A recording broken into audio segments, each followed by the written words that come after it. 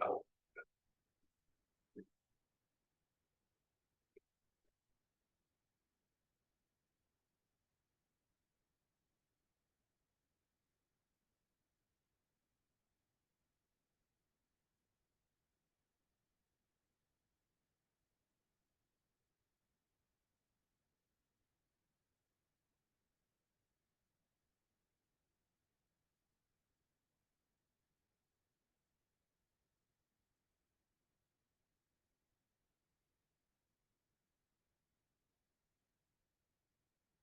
Got it, Paul? I think so. I think I got it. There's a picture.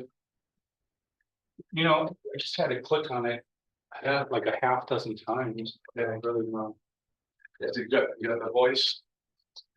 Yeah, it doesn't, it had like no voice earlier and now I think it's, how do I know if voice is working though? Yeah, that's, we gotta have that.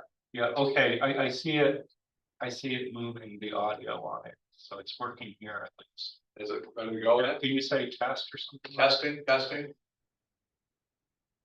I don't know. Say it again. Testing. Yeah, I think it's working. I think Okay. it's working. Okay. I think Please we're go back up. Oh.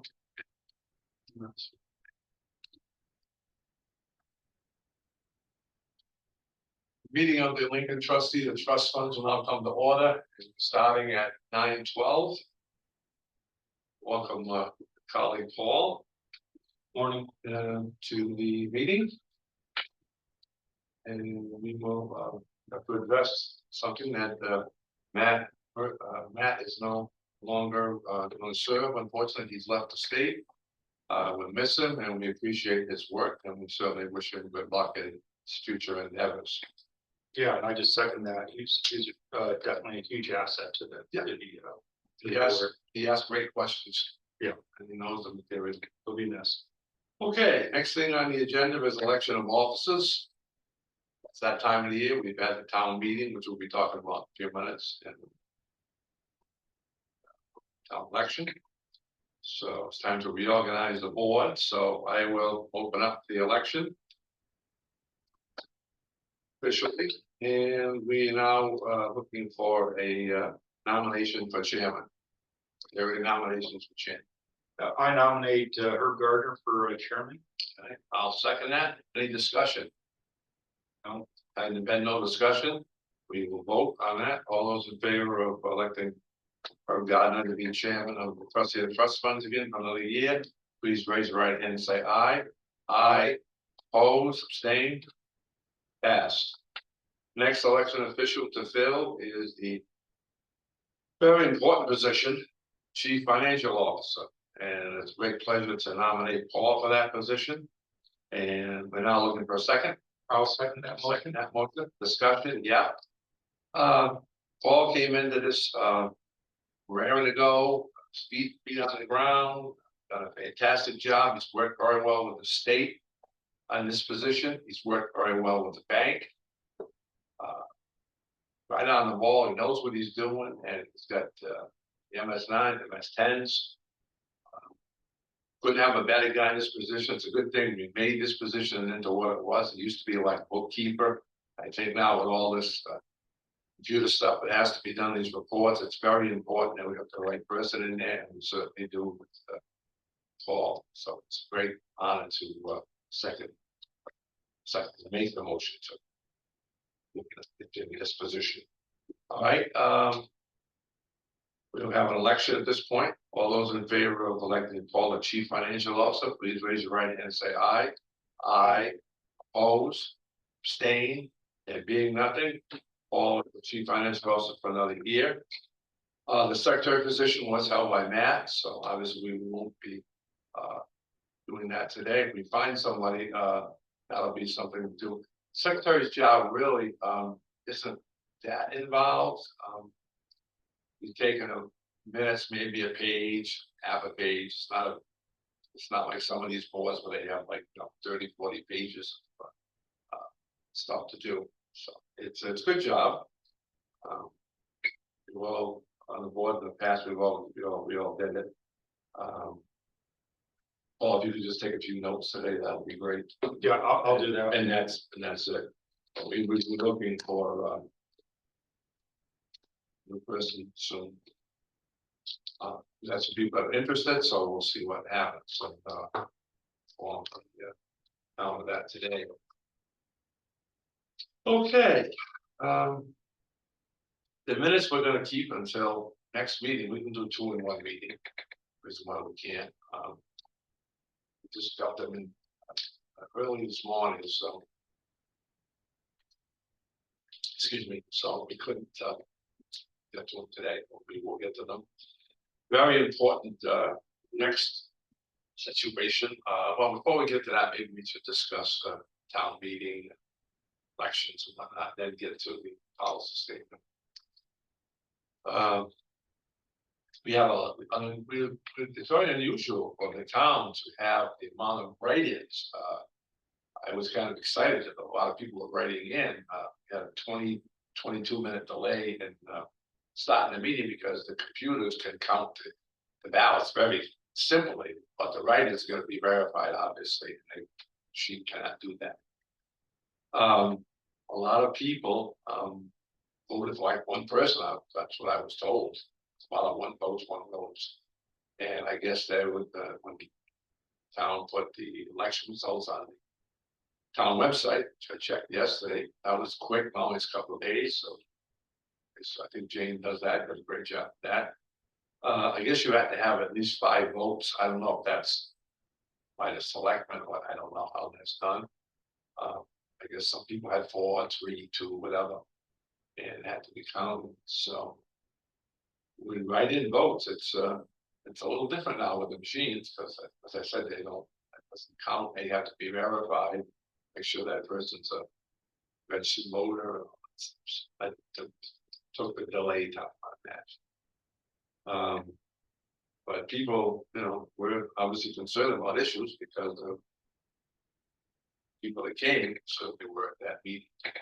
Paul, do you have any oversight about the election or town meeting? Right? No, not really. I was a little surprised at the low turnout.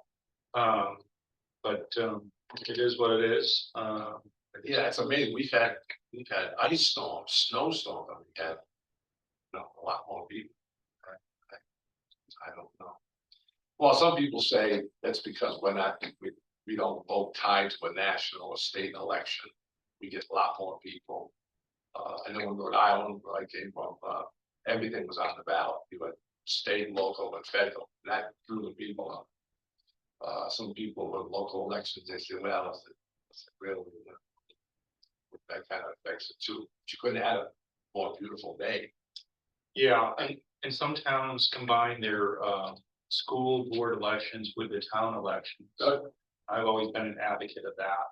Yeah, to draw more people. More people, because I mean, as low as the turnout was for the town meetings, school board meetings are traditionally even lower than that turnout. So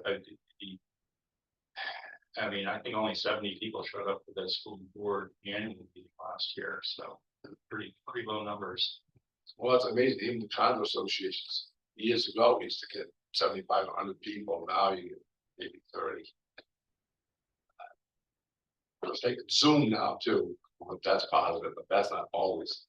But it could be positive.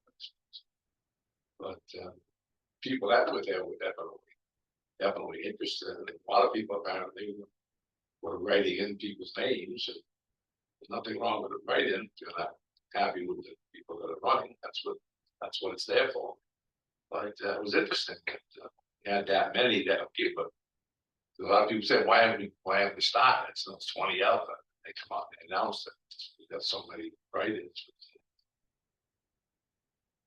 It takes time to verify it. And then plus it's good that they should verify it. Absolutely don't want anything, no messes with that. No. Okay, and you would know about school board because you're very active on running and children in the school system. That's right. So obviously you're involved and care about it. And we, it's interesting too, the budget committee, we looked at a couple of candidates now too, because we had people who were on and did not run. So They should be very interested, should contact the, sending a little note to the town hall, to the chairman, Mike Simons, and I'm interested in running, and the budget committee does appoint its own people. And hopefully we're gonna have somebody soon, but you know, we will find someone interested. And I would say they need a, well, they don't need to be an economist, obviously, or a stockbroker. They need some kind of business background, little finance, little something. Because you know the board's quite involved now. We don't you know, we're meeting anywhere between 8 and 12 times a year. We're dealing with millions of dollars, and we're doing very well with the money. What will be 247? Yeah, that's about right. Yeah, I mean, we're up very close to $8 million now. that's right. We're 7.5 million. If I came out, we had 2 million, and we were getting $229. We knew that was something wrong. Thank God we changed that. We got the right bank and the right wealth management program and the right people working on it. Certainly got the board now with people that are interested in it and watching it, trying to take care of the taxpayers' money. And that's what this is all about, making money. We'll be discussing that in more detail with our investment policy in a couple minutes. I think that all covers the election of towns. Thank you for serving Paul. I appreciate that. So I think it's the hardest job on this board. Chief financial officer. I think it's the chairman. Well, okay, that's fine. It isn't the second, but with some jobs, it's the secretary. Well, right. Well, but not on this board because we don't have, you know, minutes on that. But with Matt, the last secretary, I mean, having someone with a finance background. Well, that's it. huge. Well, that's it. Yeah. He's got that background. You know, that's what I mean. I don't, like I said, you don't have to be an economist to be on this board. I'm an economist, but you have to have some kind of a business background. That's something, you know, and I think that's important. Because we want to make sure that money is making money and continues to make money. And it has. We're very, very proud of that. I mean, when we went from 229 to 8,000, I thought that was a dream, but it became, it's a reality. I don't know if it's all like a campaign posted, but you know, I mean, it keeps going up and up and up, and it's great for the town to have that money. If there's anything emergency come up, something, it's there, it's being made for them, and we take this job very seriously. The board members here, Matt did too when he was on, because it's a very serious, very serious position, very serious thing we're doing here. And you know, like I said, this streamlined board now, meetings and involved, and we're going to keep doing this because this is how you make the money. Excuse me, Paul's going to walk with the light back out. He's having trouble with his back. Okay, well, I think that covers that very well, and we thank the people of Lincoln for electing the people that they did, and we thank the people who ran also. And it takes courage too. You know, I've run a loss and run one, and it's a lot nicer to run and win, I'll tell you. But it's all part of you know, politics and running for a position and taking the changes. But it's good that people, you know, put their hat in the ring and get out there. Absolutely. Okay, now we get on to our investment policy. This is something that's very important that we spent a work session on back when Matt was here as well. And I believe the last one was 2017. I haven't got books right with me, but I'm pretty sure it was 2017 last time it was signed. It's a long time ago. Yeah, and with all the different people on the board too. And we're in a position now where we spent the time to go over this because it's an important investment policy of this board is very important for our investments, obviously. And we did make some changes. And what I'm going to do is read the changes we made, we're gonna reaffirm this and we're gonna sign this today. And I will give this to the bank at our next meeting, which is already scheduled for April 17th at 10 a.m. right here at the Lincoln Town Hall. And that'll be our next meeting with the bank. By state statute, we're supposed to meet at least 4 times a year and more if necessary. Before we were meeting once, maybe twice a year, before time was involved. I think 4 times a year is great for the bank, but I also think there's times we need a meeting, and we have met for work sessions. And we've been very successful with the work sessions. We either start them early because everybody's raring to go, which is great too. And this is just an example of what work session produced, all these changes on the investment policy. And when we get a new member, we'll have a work session to break that person in on what's going on. And I think that's good. And I'm not, I don't have any problem with having as many meetings as we need possible, as long as we can schedule them so it's convenient for people that have jobs, careers, families, children, and all that stuff. I mean, that's all part of it too. But I think that it's important that we have these work sessions, iron out things, work out stuff. And this is a great example right here. This investment policy that we're going to go into right now. Okay, we're not going to read the whole policy. I don't think that's necessary, although maybe you should. I suppose we should. Sure, that sounds good. I think we should. We got plenty of time. Okay. Okay, this is the investment policy of the trustees of the trust fund of the town of Lincoln. The purpose of this policy statement is to provide for the management of assets under the oversight of the trustees of the trust fund, town of Lincoln, New Hampshire.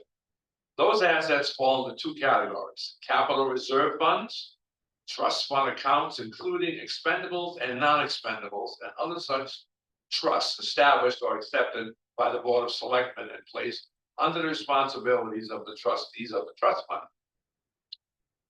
There are 4 main priorities of any investment, and the trustees of the trust funds for the town of Lincoln have determined they should be in the following order: legality, safety and security, liquidity, and return of investment. That's something that we set up way back when I first got on the board. That's very important, that order, and I think it's a good order, and it looks good. Sure. This policy complies with the requirements of RSA 3125, custody investments, and RSA 3127, collective investments for the trust funds, and RSA 359, investments of capital reserve funds for the towns. As allowed under RSA 3138, the trustees for the town of Lincoln may retain the services of an outside wealth management advisor to assist the trustee in the prudent management and investment of trust fund assets to provide bookkeeping services. The advisor shall be reviewed at least annually regarding performance, personnel, strategy, research capabilities, organization and business matters, and other qualitative factors that may impact its ability to achieve the desired investment results. The trustees seek to attain a rate of return on their investment consistent with the constraints imposed by this policy. Cash flow considerations and state laws that restrict the placement of trust funds. The trustees shall act responsibly as custodians of the public trust. And that's what this board is all about.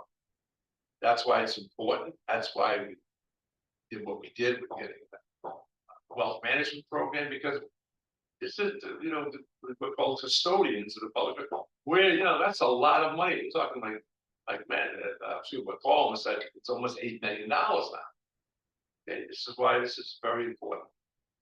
In accordance with the vote of the trustees, high-risk investments will be made in such as, but not limited to, this is where we did some changing: commodities, currencies, cryptocurrencies, or precious metals. Additionally, this is new too, the trustees have decided not to invest in any environmental, social governance, ESG securities. I know, Paul, you had talked about this, if you wanna. Right, Jump well, in. I mean, yeah, I mean, we're looking for a return, and we're not looking for a political influence that has, you know, corrupted some of the institutions, financial institutions. 30 state legislatures across this country have legalized these ESG investments in their pension funds. And we're just piggybacking on that sound. Uh, we want the best return on the people's money and not weaponize monies for political outcomes. The only other thing I would say is the other change that we made this letter, in addition to things like cryptocurrency, but instead of taking excerpts out of the RSA, like the last letter was, we're just putting the RSA in its entirety, so people can reference that instead of you know, summarizing it. So we just avoid any conflicts in that area as well. Right. But I think all of these changes are absolutely positive, and all the new members were signing it. It was, you know, very much older policy. Document. Yeah. Yeah. Well, I know you've been right on this ESG stuff. Many months ago, you were talking. Right, And I believe you said 30 states. About 30 states, 30 Wow. states that have legalized that, and we did purge at least one fund from our portfolio. It wasn't very much, it was like $5,000, and it actually did have ESG in its title. So yeah, this is something that we were actually doing. So it's not something a lot of people are aware of, but it's becoming more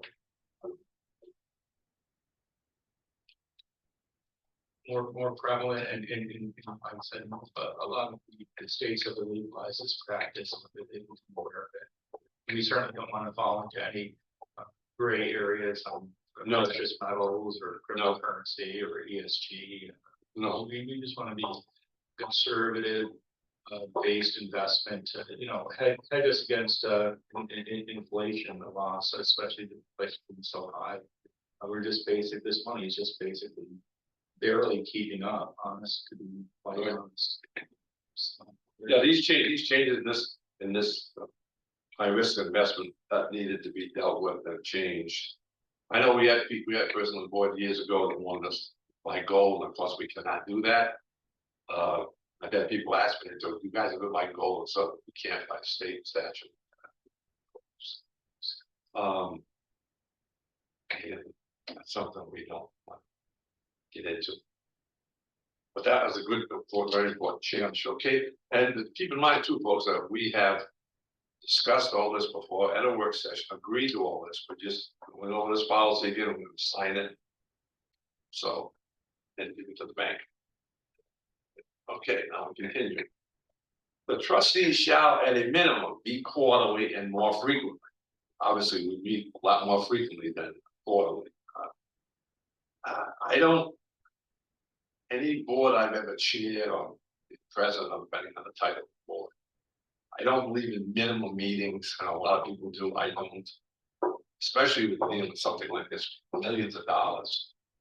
The last thing you should be worried about is minimum meetings. You should be worried about what they're doing at the meetings and what they're doing at work sessions and stuff, and producing documents like this is what it's all about. Okay. To review the investment report that summarizes portfolios, costs, market values, and performance of investments. Now that's something the board does too, performance of investments. When the bank is here, trustee members on the board ask about different stocks that are coming due, bonds that are coming due. That some do in 6 months, some do in a year.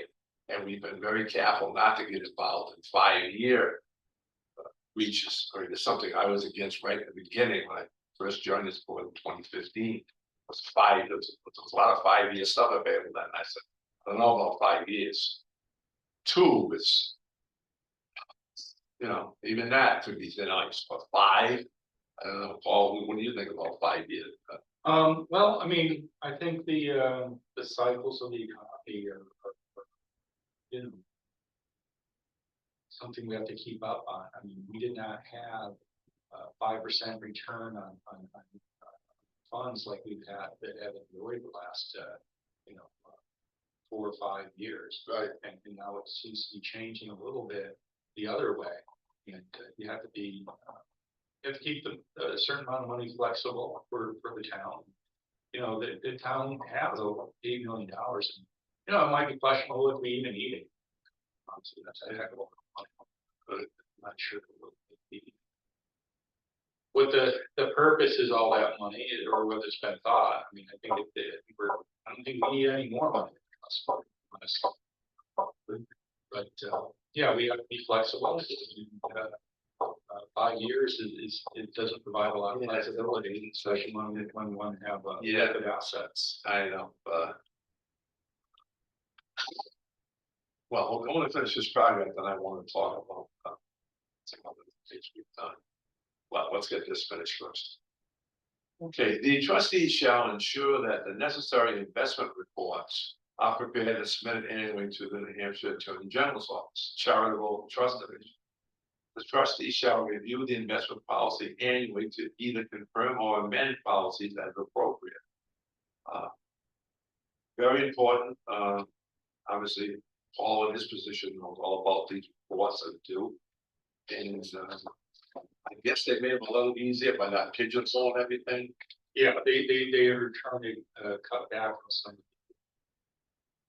submission requirements that they did this year. And yeah, I think that's definitely a positive thing. We went from a individualized board submission of the MS9s and 10s to the Bank of New Hampshire taking care of that for us now. And we made that transition last year. The board sat down with the state and the bank, and we all baselined the funds. And this year was the first year we did since that baselining. And just yesterday we submitted the MS9s and MS10 waiting back for the confirmation of the state accepting those MS9s and 10s, which we should get in a couple days. So we're doing all of our mandatory requirements by the state. So that's, you know, a separate audit. And you know, and some of those audits I did notice they were done by the town annual report for last year. Right. So those were in there as well. Right. And so those were just double audited for Right. last year. So we're Good on track with everything. It should, yeah. Chip shape. I know how years back when Jean had yours. Great, she did a great job. But Yeah, super laborious. she used to go Absolutely. crazy with everything in a little box. Yeah. You know, and state had a very wide precision by, as you say, condensing things, reorganized, organized. Okay, now we've got some changes here as we wrap this investment policy up. Current investment guidance. A, the investment time horizon of the trustees of the trust fund shall be no more than 3 years. This is to ensure the sitting board members only make prudent decisions during their terms of office. Again, that's another thing. People would say, well, you're making five years in advance. I'm talking 8 or 10 years in advance. Who's to say you're going to be still on the board? Leave or it will be under policies of other administrations or stuff, which is, you know, a fair statement. Point. Yeah, with 3 years, you know, hopefully people will stay on the board. And the investment vehicles are there for years. It's Right. not like you're missing out on anything. That's right. But I can see somebody could say that and that we're under the policies of somebody else. You know? Okay, B, $1 million of cash equivalents to be held in money market accounts, with this policy to be reviewed as interest rates change over a matter of time. Good idea, absolutely. Yeah, and especially where interest rates are right now, that's probably our best return. Right. And you know, you never know when, you know, God forbid, a tragedy could come, and the selectmen will come to us and say, we need X amount of dollars.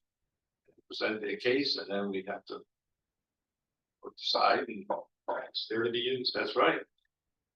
C, a majority of capital reserve investments are to be made in fixed income bonds as recommended by the trustees asset manager.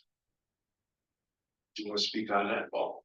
I mean, basically, there were certain requirements for the state. Although the requirements in the RSA are antiquated, that might be a discussion for a different day. I mean, Okay. Another work session. Another work session. But you know, it's conservative investment. It maintains the money relatively, probably not keeping up with inflation, but close to it. So it's a fine for what trust funds are meant for these vehicles right now. Yeah, I think that's a very good sentence there. Majority of capital. Very good. All right, D is non-capital reserve funds to be invested in S&P 500 diversified index funds, with this policy point to be reviewed as market dynamics change over a matter of time. Yeah, I mean, that's fine. I mean, the S&P 500 is a very stable investment. We have a small amount, and it's not a very big amount of money we're talking about, and the return has been very good for our tenure. Okay. Well, I think that this investment policy is now been worked on, discuss it all again today. I think it's ready to date it, sign it, and give it to the bank at our April 17th meeting. Really? So you will do that right on. Hammer in hand. And it's the 13th.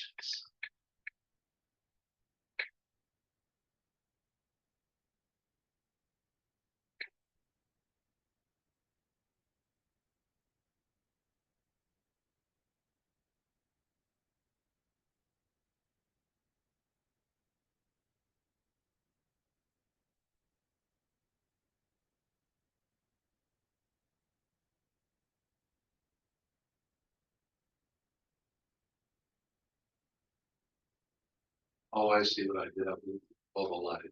All right, no problem. You just put, yeah, we just move along. you put your name and put chief financial officer. That's your title. We'll keep it. Just doesn't cover it. It's too much. It's too much problems.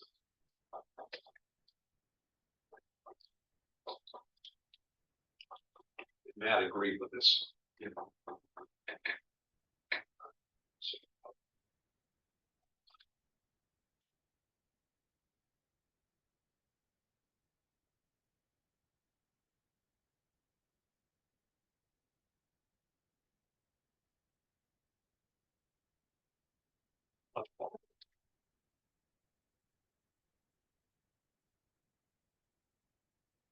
That involves a statement with the community of the bank at the next meeting. Okay. Something that we really pressed. Something that we did a few years ago. We talked about this before. Not so much with Matt because we were busy with other things, but at one time there was a position dealt with dealing with the banks. Like, trying to think of the position, title of the position. I was bank liaison officer or something like that. And what that job entailed was going out and trying to find CDs that were doing well. And we talked about this before. I did find a CD with a very small bank at the time, primary bank. They have one branch. They now have 4. We invested $230,000. We got 2.45, which was unheard of at that time. We paid very well with that, very well with that CD. Unfortunately, when it was time for renewal of the CD, the chair at that time, which was me, lost the vote to renew it. Two members, one member was leaving the board, not to keep it. We would have lost some of the interest that we were getting. But it was still, I mean, I thought with the money we made with that bank, should have, stayed with it. I remember when I contacted the bank and told them about the vote, they were quite surprised because we had done so well with money and investments. People were very surprised that we got that rate. So it was unheard of. Nobody could match it. We also did well with TD Bank, CD with them. Although smaller rate was 100,000 investment there. And when we went in with Bank of New Hampshire, another man who's not there anymore that used to come from Frank, took another position. Wanted us to put everything in one basket, and we did. I was a little concerned about that, but we did it. And I kind of keep my eye out looking for anything that looks good. Because we did very well with that. Some of it just, other people leaving and whatnot. That we knew. And that's, 3 people, that's the vote. I was the dissenting vote. Just thought with the money we made, that door should be always kept open, and it's open as far as I'm concerned. We find something that looks good, look into it. You could always have bank come in and we could talk to them. We've done that before, and just see if there's something that's good. Because we are making money, and that's a way to make more money. So I don't think it's a bad thing. No, I agree with you. I don't think it's a bad thing. I think that's actually one of the dangers of words like this, is they become complacent and do the same thing over and over again. I wouldn't be shocked to see, I'm not saying specifically this town, but I wouldn't be shocked at all to see other towns that school board operating funds or town operating funds or trust funds make no money at all. Like this board was about less than 10 years ago. They made no return whatsoever. 25. So that was ridiculous. Has the I thought it was mistaken, pretty mistaken at the time. So we should always be open to investigating. Make sure we have the best return possible for people's money. Yeah, I have no problem with having other institutions coming in. When we set up the wealth management program, we had 5 different banks come in here, and we'd ask them questions about things and why some banks voted no on it. One basic question was at the time, God forbid we need a fire truck, immediately.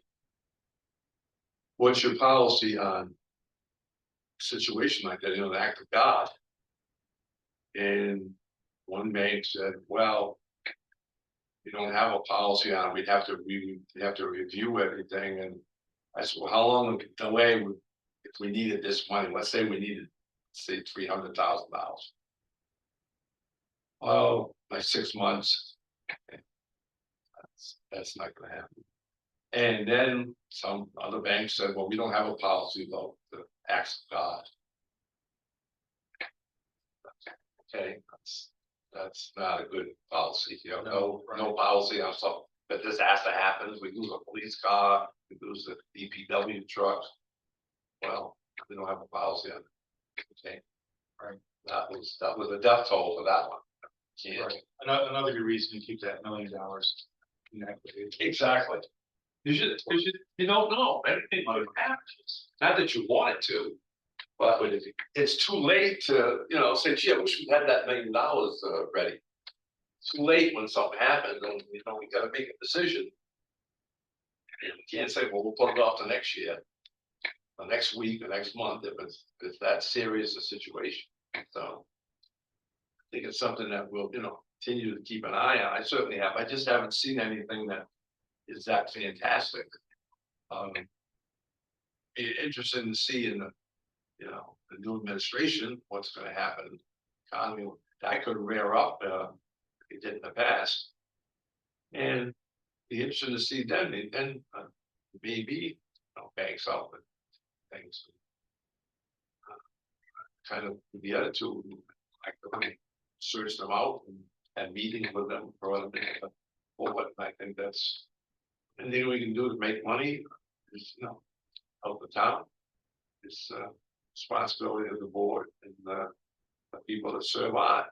If that's, I think we're in great shape as far as the money we're making, the investments we have. Bank of New Hampshire's done a fantastic job with their wealth management program. That speaks volumes, and they have a good working relationship.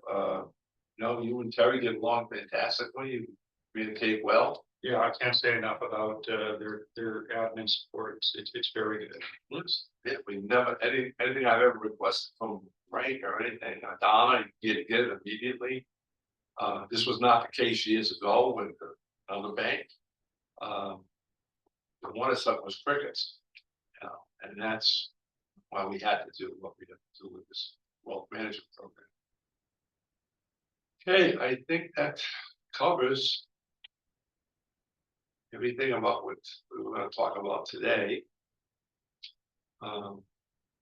Next meeting is April 17th at 10 o'clock, and that's with the Bank of New Hampshire. And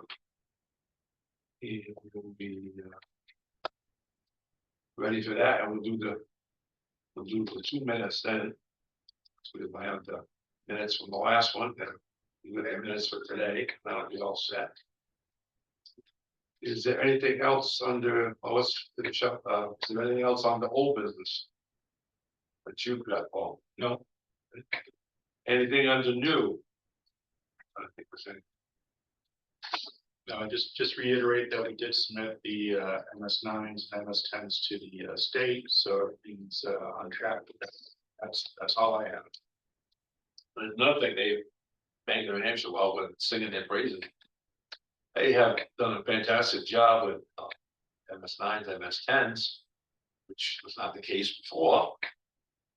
And also, it's interesting that at Bank of New Hampshire, they've got 13 towns signed up for these wealth management programs. I've recommended them to. They've asked that we use you as a reference for a new. I know town of Jackson. Spoke to them about a year and a half ago, and they were very excited to get involved. Well, once they found out what we were doing, they were very excited about it. It's just an example that I know they were concerned about a police car back then, and they got in a wealth management program, and in particular that it worked out well. Was happy to recommend Bank of New Hampshire to any town that wants to get a wealth management program going, because they do the work. They're right there. As Paul said, so support is great, and that's very important, especially in dealing with the kind of money we're talking about. Okay, I guess that's takes care of the old and new. I don't think there's anything else for us to go into today. At this point, I'll call for a motion to adjourn. I'll make that motion to adjourn. Okay, I will second. I don't think there's any discussion about that. All those in favor, signify by saying aye. Aye. Opposed? Abstained? We are adjourned at 9:55.